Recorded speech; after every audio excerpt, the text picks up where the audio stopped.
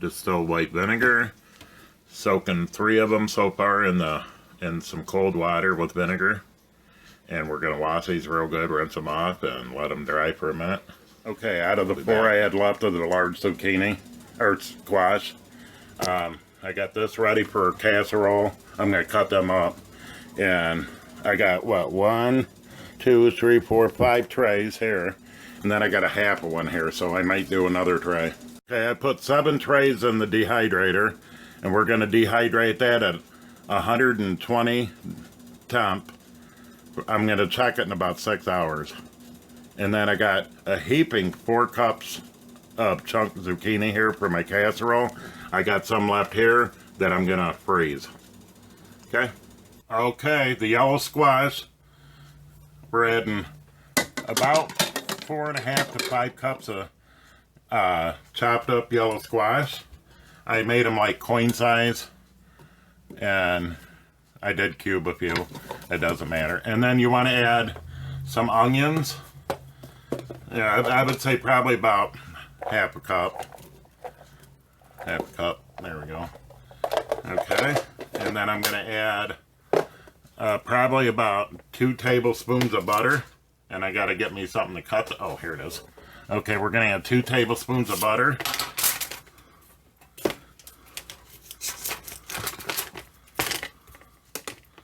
Okay, and this is unsalted, but I'd rather use salted butter.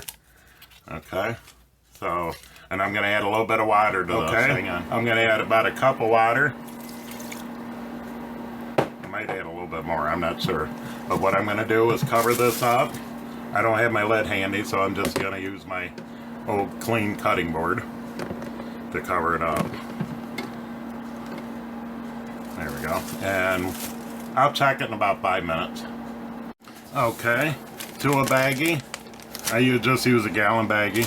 I got probably a whole roll of, it is a whole roll of Ritz crackers. And you can get them buttery, and I got bacon flavor. So it doesn't matter. You can use saltine crackers, and then just put them in the baggie. Let's get my spoon out of the way here. We'll get them into the baggie. Well, let's get my... So we'll pour these in the baggie. Don't you hate dull scissors? And then I'll dump them in there. Some of them are broke up because I dropped it. And then we're gonna press these up. You can use a rolling pin or whatever you do. A lot of times, most of the times we use saltine crackers to do this, but you can do it any way you want. So I'm going to crush these up, and we'll be back. I want them kind of fine. Okay, to your row of crackers that you crushed up, you can do this in a bowl if you wish.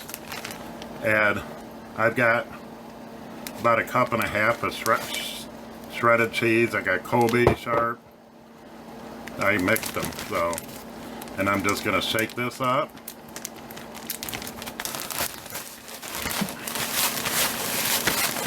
And we'll be right back. This is all in my 5 minutes, so I want to make sure I kind of hurry up a little bit. So I got, let's see, about 1 cup of milk here.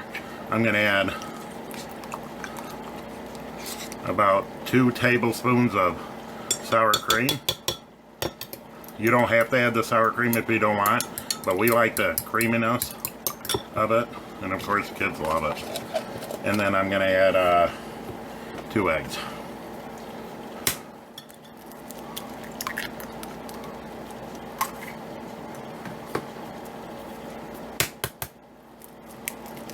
Always keep your rag around in case you, like I made a little egg mess here, so I want to make sure.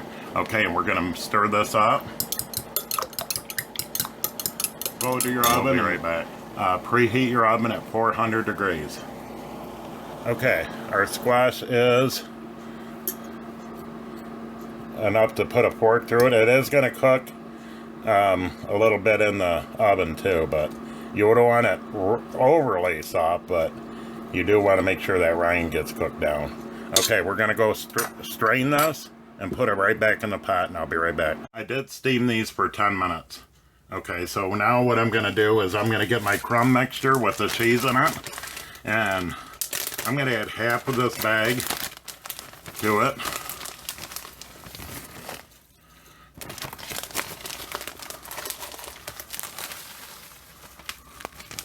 There we go. Save this because you'll need that. And then I'm going to add about 3/4 of a stick of butter to it. Okay, and I'm going to add some salt. You want maybe a teaspoon of salt. And they can salt and taste to their preference. And then I'm going to add some pepper. And just use your own judgment on your pepper. Whatever you want. Okay, mix this up a little bit.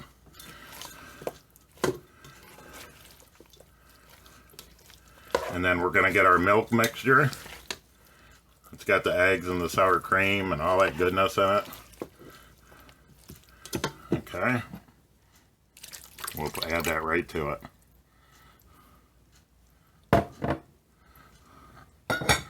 And try to save on dishes as best you can, you know, so you're not dirty in a bunch. It's a simple casserole, so we're going to mix this up and we're going to add it to our casserole pan. Let me get this mixed up and I'll get my pan around, or dish. Okay, pour this in it. This is a 9 by 11, or 8 by 11, I apologize, 8 by 11. Use the pan you wish, you don't have to be right at 8/11. So I got a phone call coming in and we're going to smooth this out and we'll be right back. To you, it might not look the best, but it'll be good. So add the rest of your topping at the top.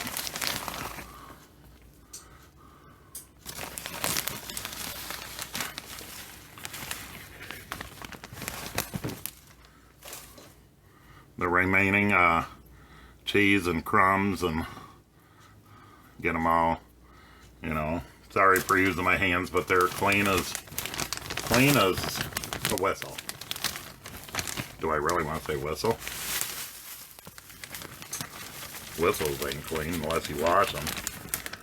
Clean as a new, freshly washed cup. How do you like that? So we got this pretty much covered. We're going to go throw it in a 400-degree oven. And I'm going to check it in about 20 minutes. And we'll be back.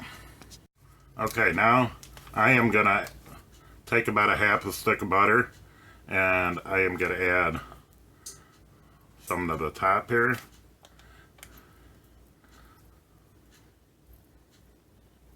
I just got them cut up, you know, I just cut them up in little dices.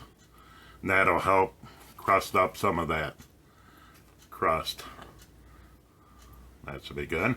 Now we're going to go stick this in our preheated 400-degree oven, and I'll check it in about 20 minutes. Okay, sneak peek of the yellow squash casserole. Now I forgot about it. I got on a phone call. Leave it in for about 30 minutes. I did 45 minutes, but that's why it's a little dark here, but it's soft and it's crunchy at the top. Cheesy. So it looks really good. And then we're going to have homemade mashed potatoes. I peeled them and put some sour cream in them too. So, and then we got our hamburger steaks. So I'll plate these up and I'll show you in a little bit. Okay, here is the casserole. I already took a bite and it is delicious. And then we got our hamburger steak and the casserole. So it comes in like layers. It looks really good and it's oh my god. Not like fresh from the garden yellow squash. And that is good and cheesy. Okay. Have a great day. Bye.